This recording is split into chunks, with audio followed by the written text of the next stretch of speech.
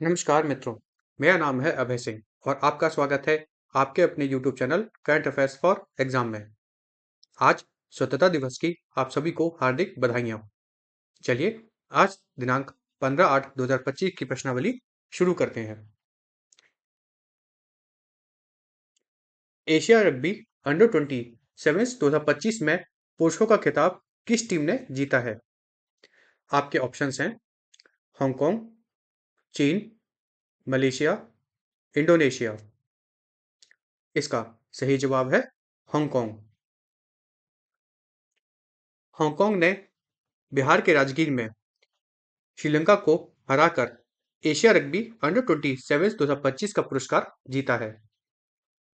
Men's category में women's category में चीन ने हांगकांग को हराकर एशिया रग्बी अंडर 20 सेवेंस 2025 का खिताब जीता है। अच्छा, इसी एशिया रग्बी अंडर 20 सेवेंस 2025 में भारत की महिला टीम ने तीसरा स्थान हासिल किया है उज्बेकिस्तान की टीम को हराकर। तो फ्रेंड्स, इससे क्या एमसीक्यू बने हैं? इससे बने हैं एमसीक्यू 3। पहला, एशिया रग्बी अंडर 20 सेवेंस 2025 में हांगकांग की टीम महिला पुरुष वर्ग में जीती है और महिला वर्ग में चीन की टीम जीती है। अच्छा, इसी महिला वर्ग में भारत का स्थान 30 नंबर पर रहा है। चलिए अगले प्रश्न पर आते हैं। नम्रता बन्ना किस भार वर्ग में 2025 विश्व खेल के फाइनल में पहुंची हैं? आपके ऑप्शंस हैं 48 KG, 50 KG, 52 KG, 54 KG.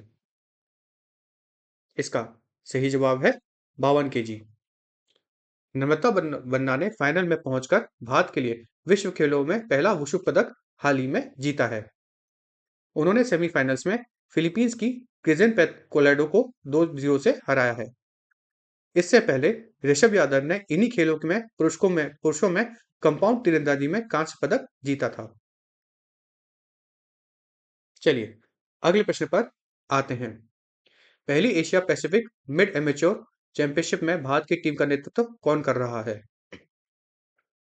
Arjun Singh, Simarjeet Singh, Varun Parmar, Ranjit Singh. इसका सही जवाब है रणजीत सिंह। रणजीत सिंह वर्तमान IGU Akhil Bharatiya mid amateur championship में पुरुषों का नेतृत्व कर रहे हैं। इस आयोजन गेंडिंग रफा गोल्ड क्लब तोंगरांग इंडोनेशिया में आयोजित किया जा रहा है। 20 देशों के 80 गोल्ड खिलाड़ी 54 स्ट्रोक प्ले प्रारूप में प्रतिस्पर्धा लेंगे। चलिए अगले प्रश्न पर आते हैं। हाल ही में कितनी वैश्विक कंपनियों ने डिजिटल स्किलिंग के लिए बीएसएनएल के साथ समझौते पर हस्ताक्षर किए हैं? 3, 4, 5, 6। इसका सही जवाब है 4। बीएसएनएल ने डिजिटल कौशल विकास के लिए 4 अग्रणी वैश्विक प्रौद्योगिकी कंपनियों के साथ समझौते पर हस्ताक्षर किए हैं। यह कंपनियां हैं एरिक्सन, क्वालकॉम, सिस्को और नोकिया। डॉक्टर बाबा साहब अम्बेडकर दूरसंचार प्रशिक्षण संस्था जबलपुर में यह प्रशिक्षण किया जाएगा।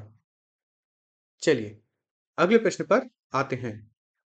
प्रधानमंत्री मोदी ने सांसदों के लिए कितने नवनिर्मित टाइप 7 फ्लैटों का उद्घाटन किया है? 152, 164, 176, 184। इसका सही जवाब है 184। हाल ही में देश के प्रधानमंत्री श्री नरेंद्र मोदी ने नई दिल्ली में 184 नवनिर्मित टाइप 7 बहुमंजिला फ्लैटों का उद्घाटन किया है। प्रत्येक फ्लैट में 5,000 वर्ग फुट का कारपेट एरिया है, जिसमें आवासीय और कार्यालय सुविधाएं हैं। सभी इमारतें भूकंपरोधी हैं और निवासियों की सुरक्षा के लिए उन्नत प्रणाली है। परियोजना सांसदों के लिए आवास की कमी को दूर करता है। इसमें कार्यालय, कर्मचारी आवास और एक सामुदायिक केंद्र भी शामिल है। इस परिसर में कृष्णा, गोदावरी, कोसी और हुगली नामक 4 मीनारें शामिल हैं। इसमें सौर ऊर्जा से चलने वाली बुनियादी ढांचे, भूकंपरोधी क्षमता और आधुनिक टिकाऊ सुविधाएं भी शामिल हैं। तो कुल मिला के हमें फ्रेंड्स ये याद करना है कि 184 फ्लैट्स का निर्माण किया गया है। चलिए अगले प्रश्न पर आते हैं। हर घर तिरंगा अभियान के तहत देशभक्ति फिल्म महोत्सव का आयोजन निम्नलिखित में से किस स्थान पर किया जा रहा है? मुंबई, चेन्नई, नई दिल्ली, कोलकाता। इसका सही जवाब है नई दिल्ली। देशभक्ति फिल्म महोत्सव नई दिल्ली के सिटी फोर्ट ऑडिटोरियम में आयोजित किया जा रहा है। यह हर घर तिरंगा अभियान के तहत 11 से 13 अगस्त तक चलेगा। इस आयोजन का उद्देश्य राष्ट्रीय भावना का सम्मान करना और नागरिकों को एक झंडे के नीचे एकजुट करना है। चलिए अगले प्रश्न पर आते हैं। राजस्थान के झुंझुनू में किस योजना के तहत फसल बीमा दावा वितरित किया जाएगा? पीएम-एफबीवाई अर्थात प्रधानमंत्री फसल बीमा योजना, पीएम किसान, पीएम-ईजीपी या पीएम-जीएसवाई। इसका सही जवाब है पीएम-एफबीवाई। फसल बीमा दावों में 3200 करोड़ रुपए से अधिक की राशि डिजिटल रूप से हस्तांतरित की जाएगी। कई भारतीय राज्यों के 30 लाख से अधिक किसान इसमें लाभान्वित होंगे। इसे 2016 में लॉन्च किया गया था और अब तक इस योजना के तहत 1.83 लाख करोड़ रुपए वितरित किए जा चुके हैं। चलिए अगले प्रश्न पर आते हैं। कश्मीर घाटी में पहली मालगाड़ी कहां पहुंची? Anantnag goods shed, Srinagar goods shed, Baramulla goods shed, Pulwama goods shed. इसका सही जवाब है अनंतनाग गुड्स शेड। पंजाब से सीमेंट की 21 बोगियां लेकर ट्रेन ने 18 घंटे से कम समय में 600 किलोमीटर की दूरी तय की तथा यह ट्रेन अनंतनाग गुड्स शेड पहुंची। माल ढुलाई की सेवा से परिवहन लागत भी कम होगी और माल के लिए बाहर कनेक्टिविटी सुनिश्चित होगी। यह उपलब्धि कश्मीर को भारतीय रेलवे माल ढुलाई गलियारे से एकीकृत करती है, जिससे व्यापार और बागवानी निर्यात को बढ़ावा मिलता है। चलिए अगले प्रश्न पर आते हैं। काकोरी रेलगाड़ी कांड किस वर्ष हुआ था? 1919, 1925, 1931, 1942। इसका सही जवाब है 1925। 9 अगस्त 1925 को एचआरए के क्रांतिकारियों ने काकोरी रेलवे स्टेशन के पास ब्रिटिश खजाना लूट लिया था। नेताओं में रामप्रसाद बिस्मिल, श्री असफुल्ला खान और श्री चंद्रशेखर आजाद जैसे अन्य लोग शामिल थे। इसका उद्देश्य एचआरए को वित्त पोषित करना और अत्यधिक कराधान के माध्यम से ब्रिटिश शोषण का विरोध करना था। अच्छा फ्रेंड्स, यहाँ पे एचआरए क्या है? तो एचआरए है हिंदुस्तान रिपब्लिक एसोसिएशन। एचआरए जो था, मतलब जिसे हम हिंदुस्तान रिपब्लिक एसोसिएशन कहते हैं, यह एक क्रांतिकारी संगठन था जिसकी स्थापना सचिंद्रनाथ सान्याल ने की थी। बाद में इसका पुनर्गठन किया गया और इसका नाम बदलकर हिंदुस्तान सोशलिस्ट रिपब्लिकन एसोसिएशन कर दिया गया था। चलिए अगले प्रश्न पर आते हैं। निम्नलिखित में से कौन आईएईए के साथ भावी सहयोग पर चर्चा करने के लिए ईरान का दौरा कर रहा है? आपके ऑप्शंस हैं सैयद अगराची, काजिम गरीबाबादी, मोसिमो अपारो, मजूद पेजेशियान। इसका सही जवाब है मोसिमो अपारो। आईएईए के उप महानिदेशक मोसिमो अपारो ने सहयोग रूपरेखा वार्ता के लिए ईरान का हाल ही में दौरा किया। यहाँ आपको बता दें कि फ्रेंड्स कि आईएईए अर्थात इंटरनेशनल एटॉमिक एनर्जी एजेंसी और ईरान के बीच जून से ही वार्तालाप बंद थी, क्योंकि जब से ईरान पे हमला हुआ है ईरानियों ने बंद कर दी थी ये वार्तालाप। बाद में अभी ईरान ने आईएईए के साथ पूर्ण सहयोग शुरू करने के लिए पहले परमाणु स्थल और वैज्ञानिकों की सुरक्षा की मांग की है। ऑस्ट्रेलिया संयुक्त राष्ट्र में फिलिस्तीन राज्य की औपचारिक रूप से कब मान्यता देगा? आपके ऑप्शन हैं फ्रेंड्स जुलाई 2025, सितंबर 2025, नवंबर 2025, जनवरी 2026। इसका सही जवाब है सितंबर 2025। ऑस्ट्रेलिया के प्रधानमंत्री श्री एंथनी अल्बनीज़ी ने सितंबर में संयुक्त राष्ट्र महासभा के 80वें सत्र में फिलिस्तीन को मान्यता देने की घोषणा हाल ही में की है। यह निर्णय कनाडा, फ्रांस, माल्टा, पुर्तगाल, ब्रिटेन और अन्य देशों के द्वारा फिलिस्तीन राज्य का समर्थन के साथ संरेखित है। अर्थात हाल ही में बहुत सारे देशों ने फिलिस्तीन को एक देश के रूप में मान्यता देने की घोषणा की है। उसमें कनाडा का नाम आता है, फ्रांस का नाम आता है, माल्टा, पुर्तगाल, ब्रिटेन जैसे अन्य देशों का भी नाम आता है और अब इसमें ऑस्ट्रेलिया का भी नाम जुड़ गया है। चलिए अगले प्रश्न पर आते हैं। आयकर विधेयक 2025 कब लागू होगा? आपके ऑप्शंस हैं फ्रेंड्स, 1 अप्रैल 2027, 1 अप्रैल 2025, 1 अप्रैल 2028, 1 अप्रैल 2026। इसका सही जवाब है फ्रेंड्स 1 अप्रैल 2026। आयकर विधेयक 2025 1 अप्रैल 2026 से लागू होगा। यहाँ एक बार मैं फिर से बोल देता हूँ कि नया जो इनकम टैक्स बिल है 2025 वह 1 अप्रैल 2026 से लागू होगा। लोकसभा में हाल ही में आयकर विधेयक 2025 को पास करके एक कानून बनाया है।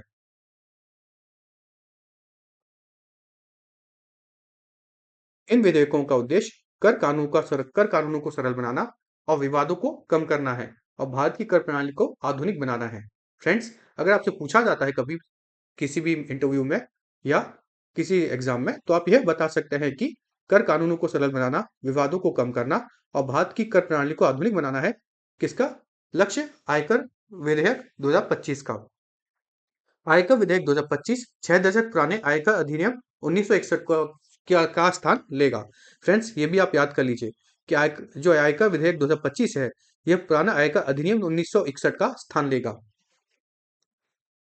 अच्छा, यह आयकर विधेयक 2025 जो है, इसमें 285 सिफारिशें की गई थी और इसकी जो अध्यक्षता कर रहे थे वह संसदीय प्रवर समिति में वो थे बैजयंती पांडा।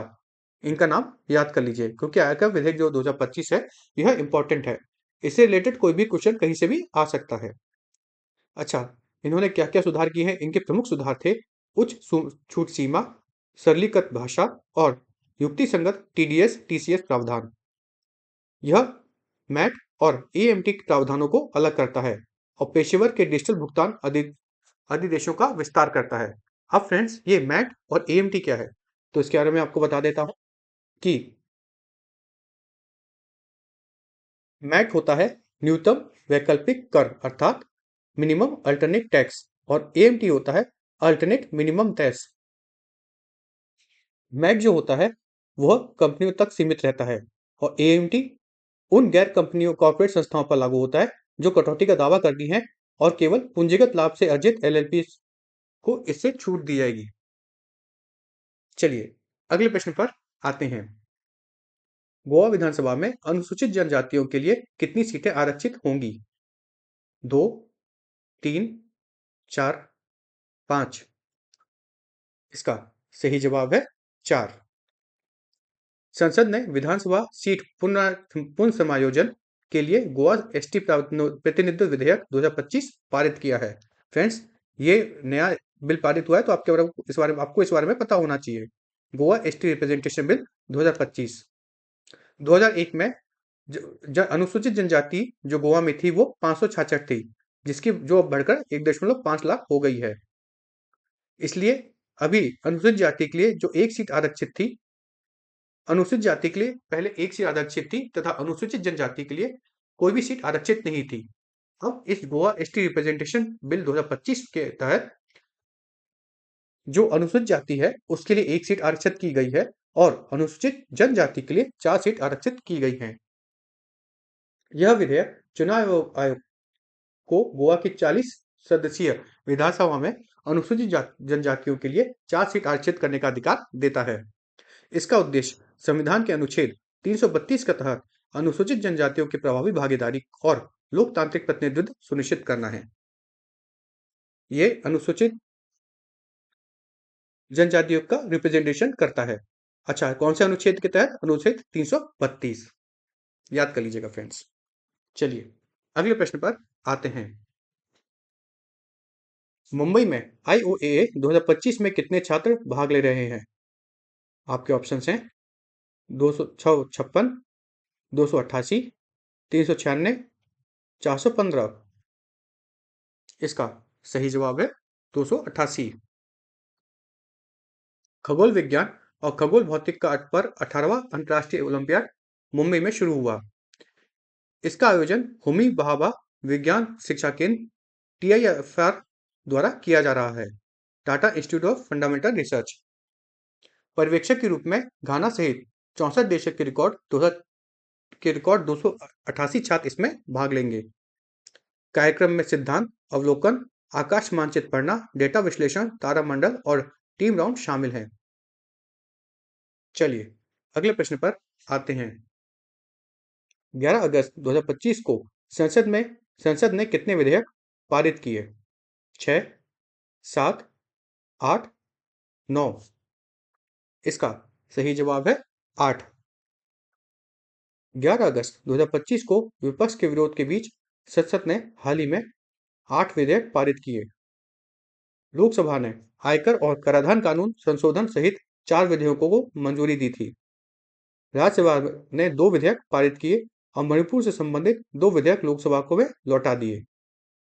बिहार में मतदाता सूची के गहन पुनरीक्षण पर केंद्रित विरोध प्रदर्शन ने 14 दिनों तक हालांकि कार्रवाई बाधित की थी। इस कारण से 11 अगस्त को ही फटाफट 8 विधेयक पारित किए गए। हालांकि लोकतांत्रिक जो संरचना होती है उसमें डिस्कशन के बाद ही विधेयक पारित होने चाहिए, पर जब ऐसा हो रहा है तो क्या कर सकते हैं। चलिए अगले प्रश्न पर आते हैं। वन जीव योजना के अंतर्गत कितनी पुनः प्रजातियां लुप्तप्राय सूची में शामिल है? आपके ऑप्शंस हैं 24, 25, 26, 27। इसका सही जवाब है 24। सरकार वन जीव संरक्षण के लिए वन जीव आवासों को एकीकृत विकास योजना को क्रियान्वित कर रही है। इस योजना के अंतर्गत 24 प्रजातियों को संरक्षण प्रयासों के लिए लुप्तप्राय के रूप में सूचीबद्ध किया गया है।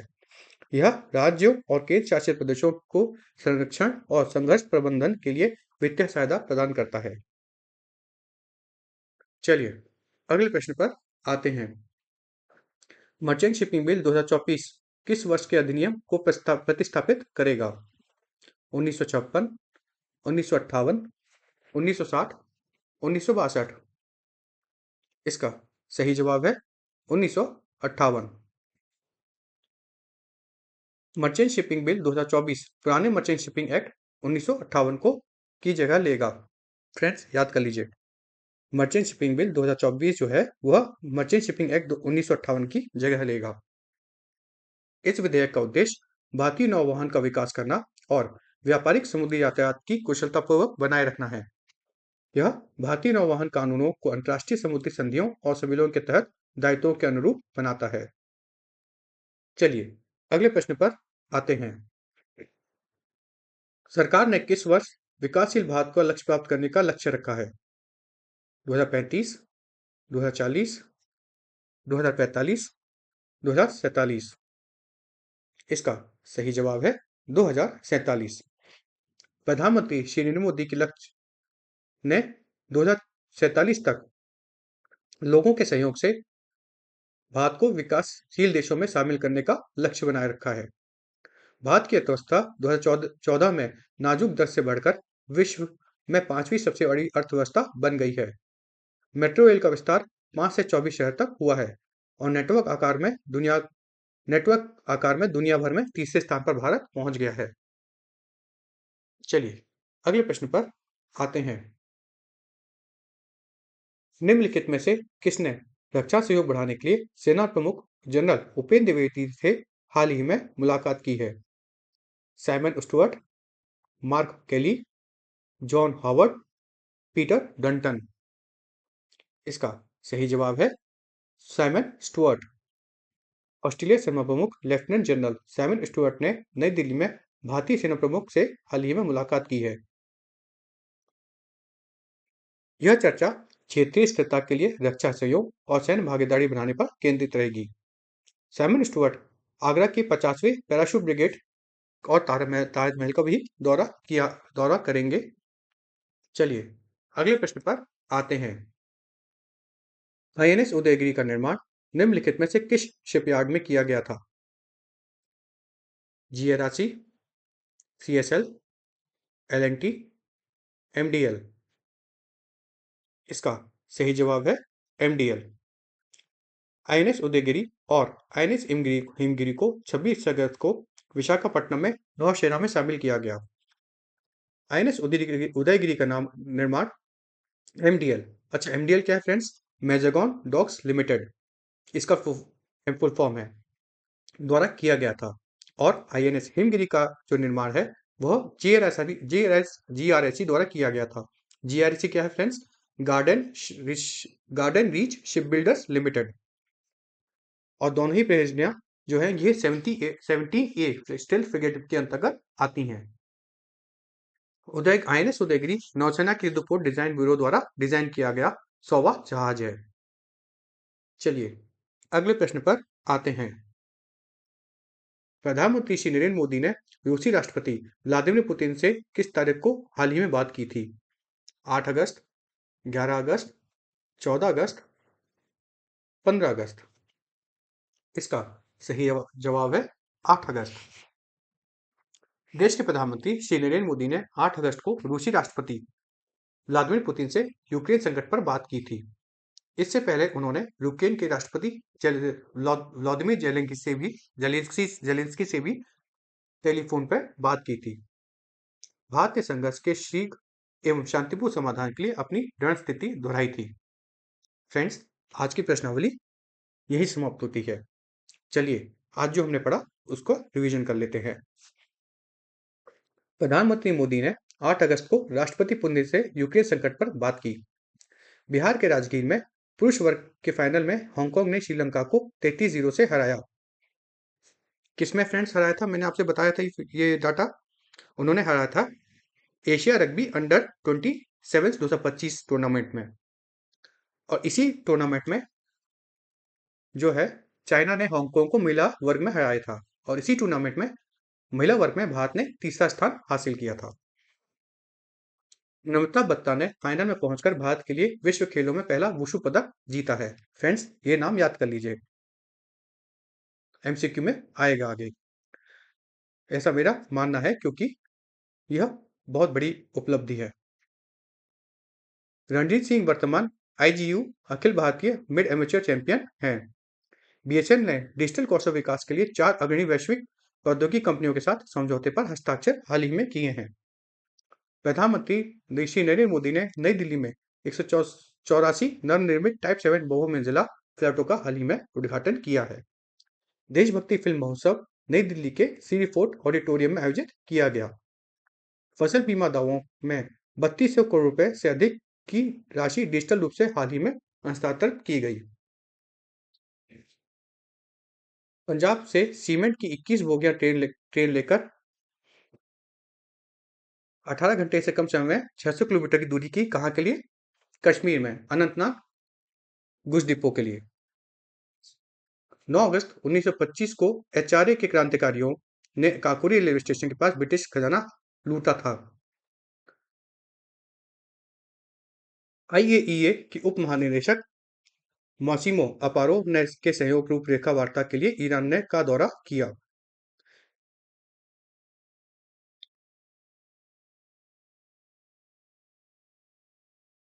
ऑस्ट्रेलिया के प्रधानमंत्री एंथनी अल्बनीजी ने सितंबर में संयुक्त राष्ट्र महासभा के 80वें सत्र में फिलिस्तीन को मान्यता देने की घोषणा की है। इसके साथ ऑस्ट्रेलिया कुछ उन देशों में शामिल हो गया है जिन्होंने इसी साल सितंबर में फिलिस्तीन को एक देश के रूप में मान्यता देने की घोषणा की है, जिसमें प्रमुख देशों में ब्रिटेन का भी नाम आता है और फ्रांस का भी नाम आता है। आयकर विधेयक 2025 1 अप्रैल 2026 से लागू होगा। संसद ने विधानसभा सीट पुनः समायोजन के लिए गोवा एसटी प्रतिनिधित्व विधेयक 2025 पारित किया, जिसमें तहत संसदीय जो गोवा की संसद है, गोवा की क्षमा चाहता हूँ, गोवा की विधानसभा है जिसमें 40 सीटें हैं, उसमें से एक जो सीट है वह अनुसूचित जाति के पहले से रिजर्व थी और 4 सीटें अनुसूचित जनजातियों के लिए रिजर्व की गई हैं। खगोल विज्ञान और खगोल भौतिकी पर 18वां अंतर्राष्ट्रीय ओलंपियाड मुंबई में शुरू हुआ। 11 अगस्त 2025 को विपक्ष के विरोध के बीच संसद ने 8 विधेयक पारित किए। सरकार वन्यजीव संरक्षण के लिए वन्यजीव आवासों को एकीकृत योजना क्रियान्वित कर रही है। मर्चेंट शिपिंग बिल 2024 पुराने मर्चेंट शिपिंग एक्ट 1958 की जगह लेगा। फ्रेंड्स, ये आपसे पूछा जा सकता है। प्रधानमंत्री मोदी का लक्ष्य लोगों के सहयोग से 2047 तक भारत को विकसित देश के रूप में बनाना है। ऑस्ट्रेलिया सेना प्रमुख लेफ्टिनेंट जनरल साइमन स्टुअर्ट ने नई दिल्ली में भारतीय सेना प्रमुख से हाल ही में मुलाकात की और आईएनएस उदयगिरी और आईएनएस हिमगिरी को 26 अगस्त को विशाखापट्टनम में नौसेना में शामिल किया जाएगा। फ्रेंड्स, आज की प्रश्नावली यही समाप्त होती है। आपको हमारी प्रश्नावली कैसे लगी कमेंट करके बताइएगा और लाइक एवं सब्सक्राइब अवश्य कीजिएगा तथा अगर आपको इस प्रश्नावली से लाभ मिला है तो अपने फ्रेंड्स के साथ शेयर कीजिएगा ताकि वो भी इसका लाभ उठा सके। धन्यवाद। जय माता दी, जय भारत।